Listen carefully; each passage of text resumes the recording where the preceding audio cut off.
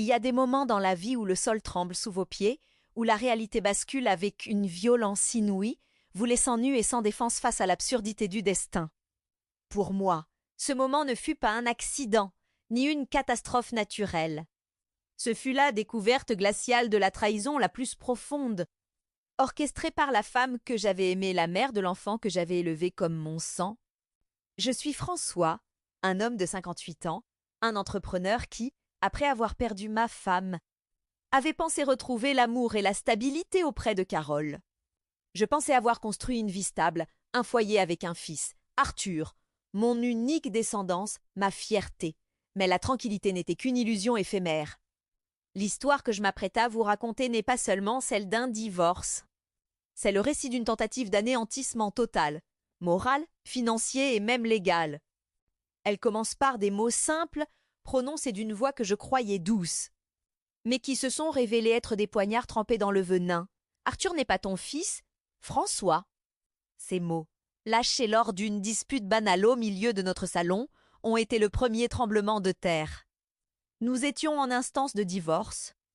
Carole, 42 ans, avait décidé que notre mariage, après 15 ans, n'était plus suffisamment passionnant. Elle m'avait quitté pour un homme plus jeune, plus unstable, mais, selon ses mots, plus excitant. Le divorce s'annonçait déjà douloureux, principalement à cause du partage des biens que j'avais bâtis avant notre union, mais rien ne m'avait préparé à une telle ignominie. Lorsque j'ai exigé des explications, elle a souri d'un air de supériorité qui m'a glacé le sang. C'est la vérité. François, Arthur est né d'une liaison que j'ai eue il y a 16 ans, avant même notre mariage. Tu étais trop occupé par tes affaires, trop prévisible. Je devais m'assurer une porte de sortie au cas où tu te lasserais. Et le moment est venu d'utiliser cette information. Elle parlait de la paternité de mon fils comme d'une clause d'assurance vie qu'elle activait. Le choc était tel que je me suis sentie désorientée, incapable de respirer.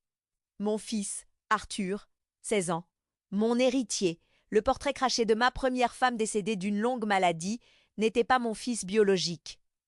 Pourtant, la cruauté de Carole ne s'est pas arrêtée à cette confession dévastatrice. Elle a vu dans ma douleur l'opportunité d'une extraction financière maximale. L'aveu était, dans son esprit tordu, une menace à mon honneur. Elle savait que la révélation publique d'un tel secret de famille, surtout dans notre milieu social, m'aurait brisé. Elle a immédiatement instrumentalisé ce mensonge pour ses propres fins, exigeant non seulement une pension compensatoire exorbitante pour elle mais le comble de la perversité, une pension alimentaire pour Arthur, mon propre fils non biologique. Si tu veux que ce secret reste entre nous, a-t-elle chuchoté avec un sourire mauvais, tu dois doubler l'offre de pension. Tu dois me donner la maison que tu as construite et jeter l'éponge sur le reste. Si tu refuses, je rendrai publique la vérité sur Arthur. Et je t'assurerai que l'opinion publique saura que tu as tenté de te soustraire à tes responsabilités de père, même non biologiques. J'ai refusé, et non par économie, mais par principe. J'avais élevé Arthur avec amour, mais je ne pouvais pas cautionner son chantage financier et moral. J'ai déclaré que j'exigerais un test ADN avant toute discussion. C'est à ce moment précis que Carole a escaladé la guerre au niveau criminel. Elle est sortie de la maison en hurlant des accusations inventées. Quelques jours plus tard, alors que j'étais à mon bureau, travaillant sur un dossier urge, 2 agents de police sont entrés. J'ai été stupéfait. Ils m'ont signifié une ordonnance restrictive d'urgence obtenue par Carole. L'accusation était invraisemblable et calomnieuse. Elle affirmait que j'avais menacé sa vie et celle d'Arthur. Le choc de l'humiliation fut total. Se faire arrêter devant mes employés, devant mes collègues. Pour des mensonges montés de toutes pièces par la femme que j'avais épousée, j'ai été conduit au commissariat. J'ai passé 4 heures dans une cellule froide, privé de liberté, un homme respectable accusé des pires bassesses. J'ai dû faire appel d'urgence à mon avocat, Maître Delorme, un ami de longue date, pour me sortir de ce cauchemar. C'était la preuve que Carole était prête à tout, absolument tout, pour m'anéantir et me voler ma fortune. Elle n'était plus une ex-femme amère. Elle était une criminelle calculatrice. Je devais me défendre non seulement pour mon argent, mais pour mon honneur et surtout pour le bien-être d'Arthur. La seule arme qui me restait, la seule vérité inattaquable, était le test ADN. Pour comprendre l'ampleur de la trahison de Carole, il est essentiel de revenir à l'origine, à la période précédant notre mariage. Je l'avais rencontrée 3 ans après le décès tragique de ma première femme, la mère de mon âme, qui avait succombé à une longue maladie. Ce deuil m'avait laissé brisée, épuisée, surtout terriblement seule. J'étais un entrepreneur à succès, un homme d'affaires respecté. Mais à la maison, j'étais vide. C'est dans ce vide émotionnel que Carole est apparue, comme une bouffée d'air frais, une promesse de renouveau. Carole était plus jeune que moi de 16 ans. Elle était vibrante, pleine de vie et semblait admirer sincèrement ma réussite. Mon éthique de travail et, surtout, l'homme simple que j'étais derrière le costume. Je suis tombé amoureux de l'idée d'un nouveau départ, d'une seconde chance de construire une famille. Nous nous sommes mariés rapidement, peut-être trop, emportés par l'urgence de combler un vide. Le mensonge central de cette histoire concerne Arthur, notre fils. Quand nous nous sommes mariés, Arthur était déjà l'Ayoavation annexu. Carole m'avait raconté une histoire déchirante. Elle avait eu une liaison avec un homme. Une erreur de jeunesse, mais il l'avait abandonnée dès qu'elle était tombée enceinte. Moi, le père par choix, j'avais embrassé l'idée d'être son sauveur. J'avais adopté Arthur légalement, sans même une seconde d'hésitation, lui donnant mon nom, ma protection et tout mon amour. J'avais vu ma propre histoire de famille, mon désir d'avoir un fils, se concrétiser en sauvant la leur. Je me souviens de l'acte d'adoption, c'était il y a 15 ans. J'avais pleuré de joie en signant les papiers, me jurant d'être le meilleur père possible pour ce petit garçon aux yeux bruns vifs. Arthur est mon fils, non par le sang, mais par le cœur, par les nuits d'hôpital. Les premières bicyclettes, les devoirs de mathématiques expliqués inlassablement. Mais ce que Carole m'a révélé dans notre salon, lors de notre dispute, a transformé ce souvenir en cendres. Elle a avoué qu'Arthur n'était pas le fruit d'une erreur avec un amant de passage qu'il avait abandonné. Non. Elle avait volontairement caché l'identité du père biologique, même de l'amant lui-même, et avait orchestré son mensonge pour s'assurer une stabilité financière et sociale auprès de moi, François, l'entrepreneur riche et prévisible. L'homme que j'ai fréquenté avant toi, m'a-t-elle expliqué, le sourire aux lèvres, était beau, mais pauvre et instable. Tu étais la meilleure option. Je savais que tu m'épouserais par pitié et que tu adorerais l'enfant. Tu es si prévisible, François. Le pire, c'est que j'ai mis du temps à remarquer les incohérences. Arthur ne me ressemblait en rien. Il était mince, athlétique, avec des cheveux sombres et épais. Moi, j'étais corpulent, avec des cheveux clairs et de plus en plus rares. Mais je m'étais toujours dit qu'il tenait de sa mère. Après tout, il était mon fils adoptif. Je ne cherchais pas la ressemblance biologique. Mon amour était plus fort que l'ADN. Cependant, au fil des ans, des doutes subtils avaient émergé, que j'avais toujours réprimés par loyauté et amour. J'avais remarqué les appels furtifs de Carole. Ces absences inexpliquées qui coïncidaient étrangement avec la date anniversaire de la naissance d'Arthur. Il y avait aussi son insistance constante à ce que nous ne fassions jamais de tests génétiques, même à titre d'étude amusante des origines. Elle avait toujours trouvé une excuse, invoquant la sensibilité de l'enfant ou le manque de nécessité, puisque nous étions une famille unie. Je réalise aujourd'hui que j'ai vécu 15 ans dans une prison dorée, mon amour paternel étant la clé qui verrouillait la cellule.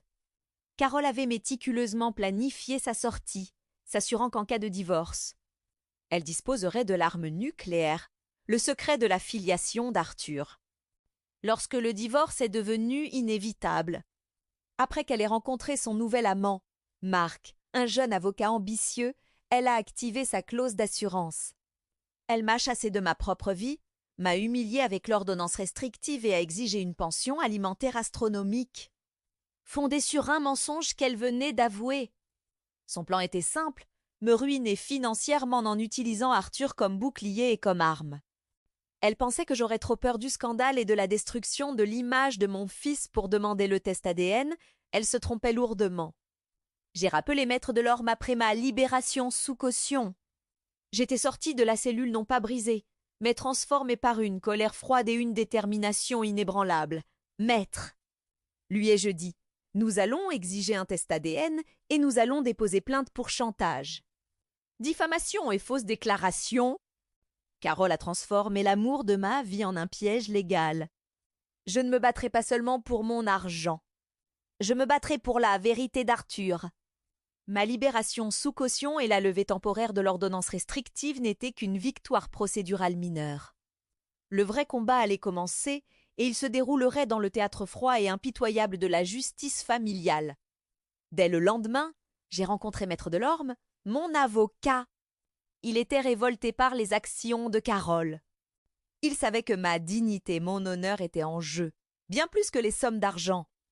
Notre stratégie était double, audacieuse et risquée, non seulement contester toutes les demandes financières de Carole, mais aussi et surtout poursuivre la demande de test ADN. La demande de test ADN était le point de friction immédiat.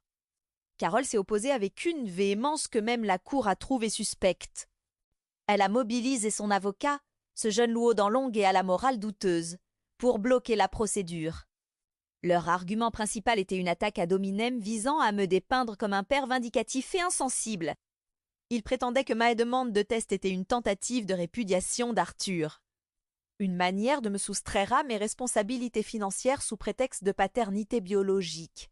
« Monsieur Dubois !» a plaidé l'avocat de Carole, d'une voix insinuante, agit par vengeance. Il a adopté cet enfant, il lui a donné son nom et sa vie. Aujourd'hui, parce que Madame Dubois demande une compensation juste pour sa dévotion, il tente d'effacer 15 ans d'amour et de lien familial par un simple test scientifique. C'est un acte de cruauté psychologique envers un mineur vulnérable. Carole, assise à côté de son avocat, jouait parfaitement son rôle de mère trahie et affligée. Elle pleurait à la demande, racontant à la cour la manière dont j'avais abandonné son amour et comment j'essayais maintenant d'effacer Arthur de ma vie. Elle déformait la réalité avec une telle conviction que même Maître Delorme a senti la pression du juge, qui cherchait à protéger l'intérêt supérieur de l'enfant. Mais Maître Delorme, un homme d'une intelligence remarquable, a rétorqué avec force. « Votre honneur, mon client n'a jamais cherché à se soustraire à ses responsabilités envers Arthur. Il l'a aimé et l'aimera toujours, qu'il soit son fils biologique ou non. C'est l'ex-épouse, Madame Dubois, qui a introduit le doute de la filiation en avouant Hermime à Monsieur Dubois qu'il n'était pas le père. Elle a utilisé cette information comme une arme de chantage pour extorquer des sommes considérables. Notre demande de test ADN n'est pas une répudiation, mais une nécessité légale pour établir la vérité et faire la lumière sur l'extorsion et la fraude. Le juge a finalement accédé à notre demande, mais avec une précaution extrême. Le test devait être effectué dans un laboratoire agréé par le tribunal et sous surveillance. Afin d'éviter toute falsification, et les résultats seraient initialement scellés et ouverts uniquement en présence des parties et du juge. Pendant que la bataille juridique faisait rage, la situation à la maison était intenable. Arthur, mon fils, 16 ans, n'était pas aveugle. Il percevait la tension, les silences pesants et les regards hostiles de sa mère à mon égard. Carole, dans son empressement à me détruire, a commencé à manipuler Arthur, le privant de tout contact avec moi, même par téléphone, prétextant que l'ordonnance restrictive que j'avais réussi à faire lever était toujours en vigueur. Elle lui a menti.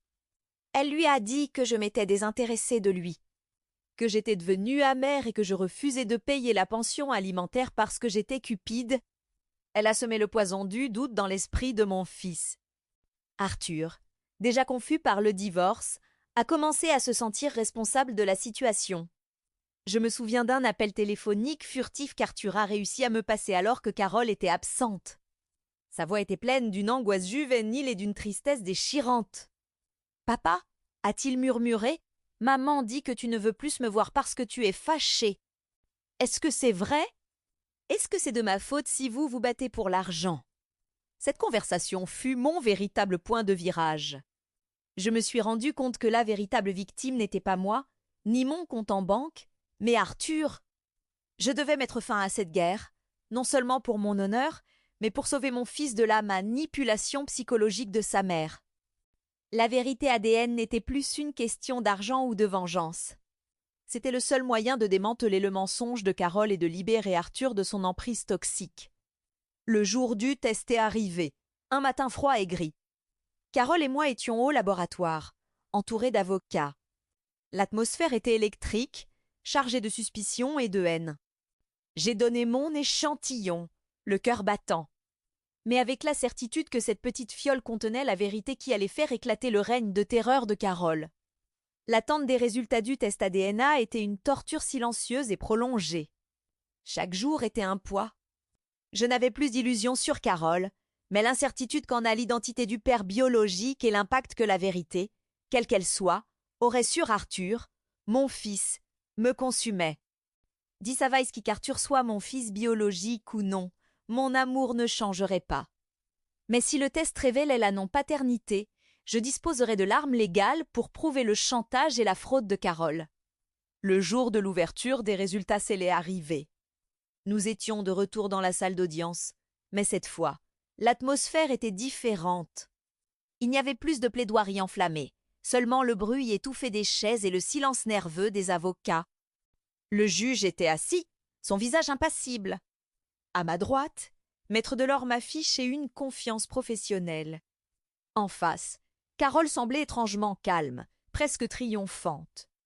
Elle était convaincue que, même si je n'étais pas le père biologique, je serais toujours légalement tenue de payer pour Arthur, qu'elle avait élevé sous mon nom pendant 15 ans. Elle tenait encore une carte maîtresse, la présomption de paternité légale découlant de l'adoption. Le greffier apportait la grande enveloppe brune, lourde et scellée, portant le cachet officiel du laboratoire. Le juge l'a décacheté avec un calme exaspérant, a lu le rapport rapidement, puis a levé les yeux. Son expression s'assombrissant d'une nuance que je n'arrivais pas à déchiffrer. Il a regardé Carole, puis moi. Il a pris une grande inspiration. Dans l'affaire opposant Monsieur François Dubois à Madame Carole Dubois. Concernant la demande de pension alimentaire et la filiation de l'enfant Arthur Dubois, le rapport génétique est formel. Le silence était si lourd qu'on aurait pu entendre la poussière tomber. Carole affichait un petit sourire narquois, certaine de ma défaite biologique. Le juge a continué, sa voix se faisant plus forte. Le rapport indique, concernant la question de la non-paternité de Monsieur Dubois. Il a fait une pause dramatique. J'ai senti mon cœur s'accélérer. Que Monsieur François Dubois est, en effet, exclu comme père biologique d'Arthur Dubois. Un murmure a parcouru la salle. Mon premier sentiment fut un choc, suivi d'une étrange confirmation. Le mensonge était officiel, j'avais raison. J'ai regardé Carole, qui semblait triompher de ma défaite biologique, mais son expression a vite changé. Le juge a continué, cette fois en s'adressant directement à Carole, sa voix empreinte d'une sévérité nouvelle et inattendue. Cependant, Madame Dubois, la Cour note une anomalie troublante dans le dossier. Votre propre avocat a déposé des preuves écrites et des déclarations, sous serment alléguant que Monsieur Dubois n'était pas le père biologique et que cette information devait être utilisée pour justifier une pension alimentaire plus élevée, une forme de compensation pour la dissimulation que vous aviez subie.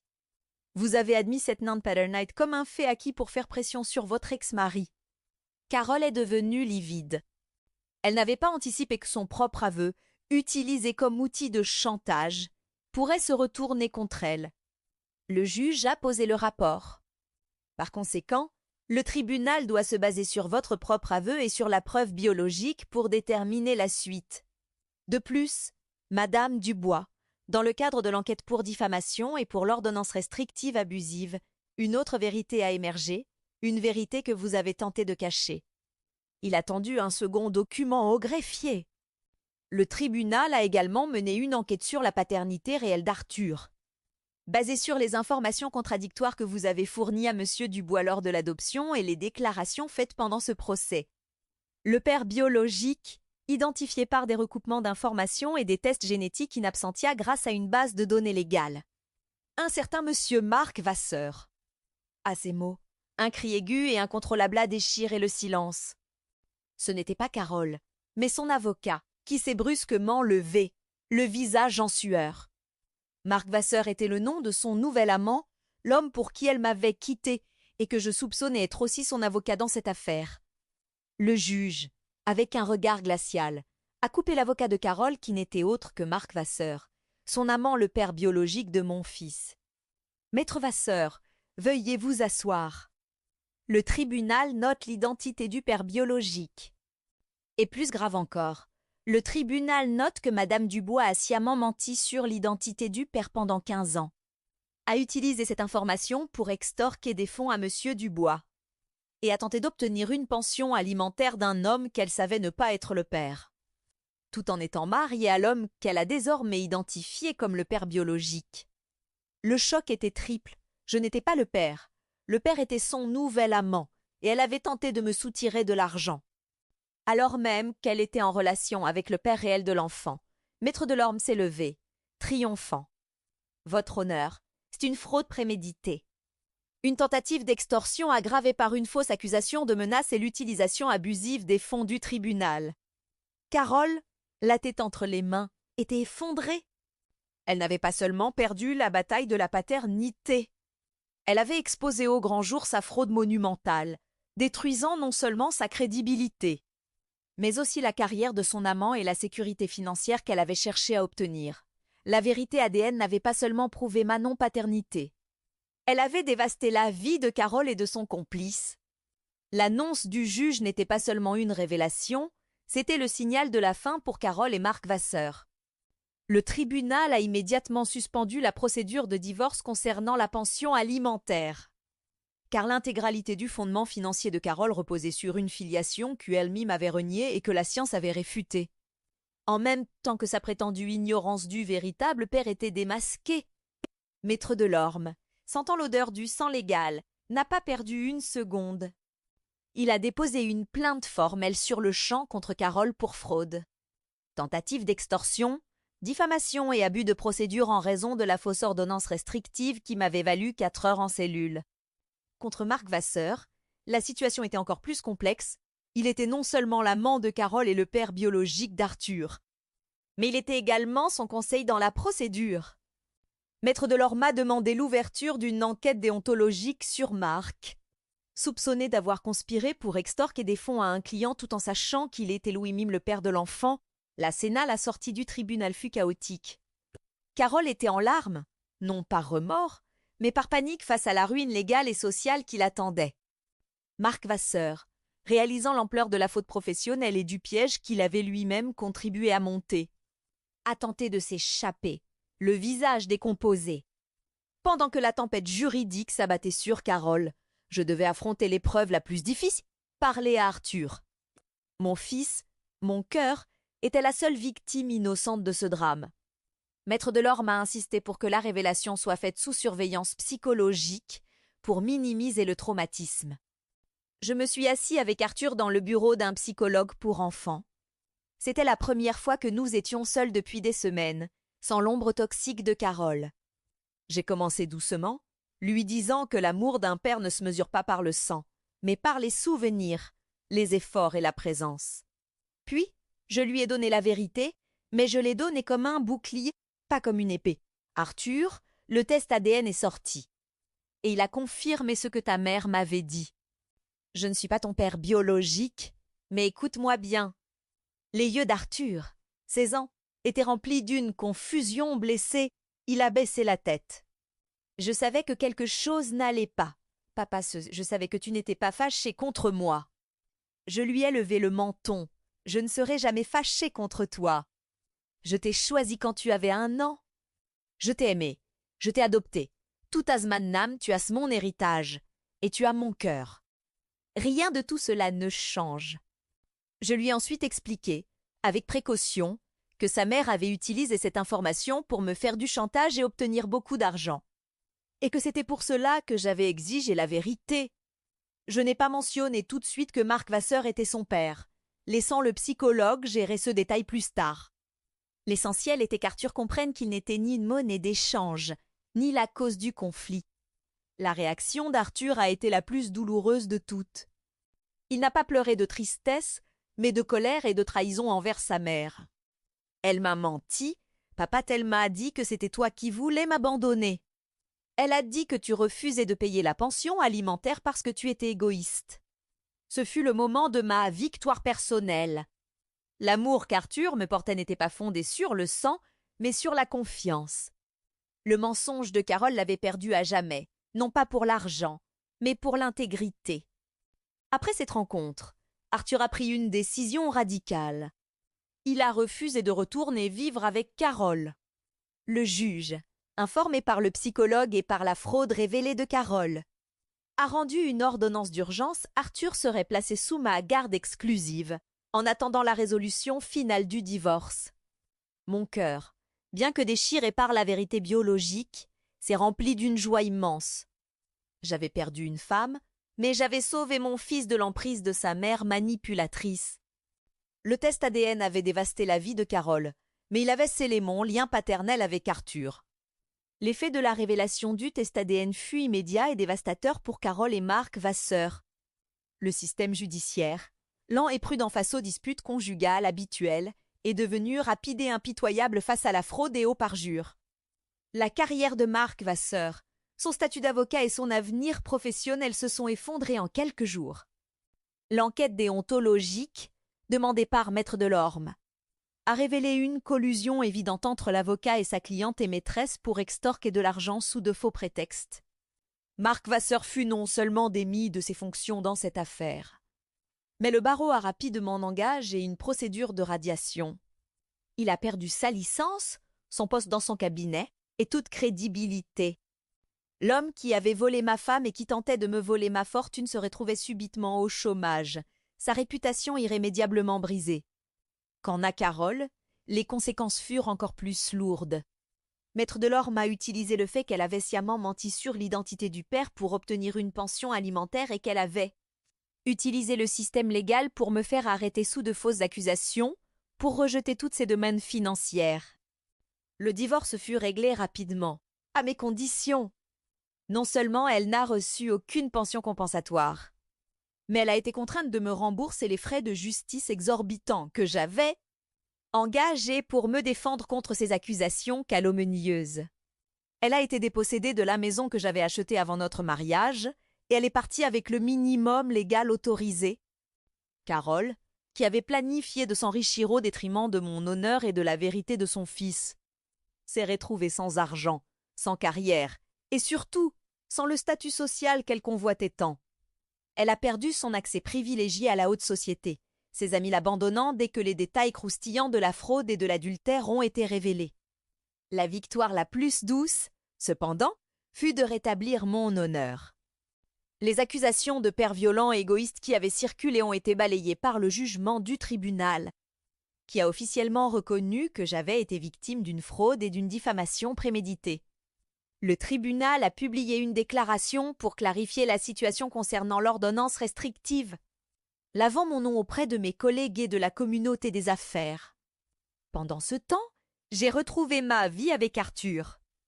Mon fils est revenu vivre à la maison, notre maison, la sienne. Nous avons passé des semaines à nous reconstruire. J'ai veillé à ce qu'il voie un psychologue pour l'aider à gérer la colère et la trahison que sa mère lui avait infligées.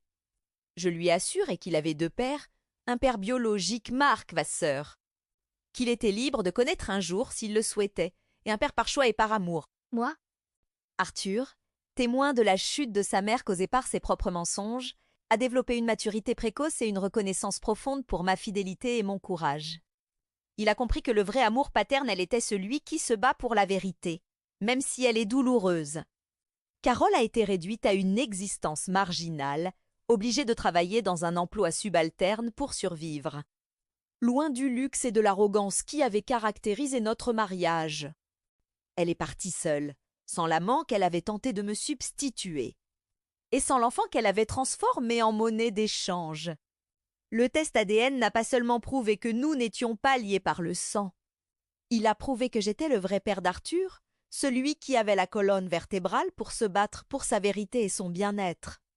J'avais perdu 15 ans de ma vie dans un mariage fondé sur un mensonge, mais j'avais gagné mon fils pour toujours. Les mois qui ont suivi le jugement furent dédiés à la reconstruction. La maison n'était plus un champ de bataille légale, mais un foyer. Arthur a retrouvé son équilibre. soutenu par mon amour inconditionnel. Le plus important pour lui fut de comprendre que la vérité, même brutale, avait finalement servi à le protéger des mensonges et de la cupidité de sa mère. La machine judiciaire a continué de broyer ceux qui avaient tenté de me nuire. L'affaire contre Marc Vasseur pour conspiration et faute déontologique fut sans appel. La révélation de sa double casquette d'amant père biologique et d'avocat cherchant à extorquer son client par alliance a scandalisé le barreau. Il fut officiellement radié. Sa réputation détruite, il ne pouvait plus s'exercer dans le pays. Il s'est retrouvé isolé, sans ressources, sa relation avec Carole, déjà tendue par leur échec financier, s'effondrant sous le poids du scandale et de la perte de l'enfant. Quant à Carole, le tribunal a finalement statué sur le volet pénal des accusations. Bien qu'elle n'ait pas été envoyée en prison, elle fut condamnée à une lourde amende pour abus de procédure et fausse déclaration sous serment, en plus d'être obligée de rembourser l'intégralité de mes frais de justice. Son nom fut entaché par une décision de justice publique la désignant comme fraudeuse. Elle a été contrainte de vendre tout ce qu'elle possédait, y compris ses biens personnels de luxe, pour satisfaire les jugements financiers. L'élégance qu'elle avait tant utilisée pour me séduire et me manipuler est devenue une coquille vide. J'ai appris par maître Delorme qu'elle avait été forcée de quitter la région, vivant dans la précarité. Elle avait tout misé sur un mensonge de paternité et le test ADN lui avait tout pris, son statut, sa fortune, son amant et le respect de son fils. Mon lien avec Arthur, lui, est devenu incassable. Nous avons scellé notre relation par un acte symbolique, pas légal. Un jour, Arthur est venu me voir et m'a dit « Papa, je sais que tu n'es pas mon père biologique, mais tu es mon seul père. » Ce fut la vraie conclusion de cette histoire. Mon amour avait triomphé de la génétique. J'ai décidé de prendre une série de mes affaires pour passer plus de temps avec Arthur, lui offrant la stabilité et l'attention qu'il méritait. L'argent, qui avait été l'outil de la trahison de Carole, est devenu l'outil de ma liberté, de la sécurité de mon fils. Cette épreuve m'a enseigné une leçon amère, mais essentielle, la vérité. Même si elle est difficile à chercher, est toujours la seule arme qui puisse démanteler les châteaux construits sur le mensonge. Carole pensait que je serais lâche, que je paierais pour le silence. Mais en exigeant la preuve, j'ai exposé non seulement son mensonge sur Arthur, mais aussi la malhonnêteté et la criminalité qui se cachaient derrière son masque de victime. Je suis reconnaissant à maître Delorme pour son courage et au docteur Leclerc non. Attendez, c'est maître Delorme qui m'a sauvé dans cette histoire. Je suis reconnaissant à maître Delorme pour son courage et à ma propre détermination. Je regarde Arthur grandir. Il est fort intelligent et malgré tout, plein de bonté. Nous avons survécu à la trahison. La paternité n'est pas une question d'ADN, est une question de cœur et de choix. Et moi, j'ai choisi Arthur il y a 16 ans. Ce choix est ma véritable victoire.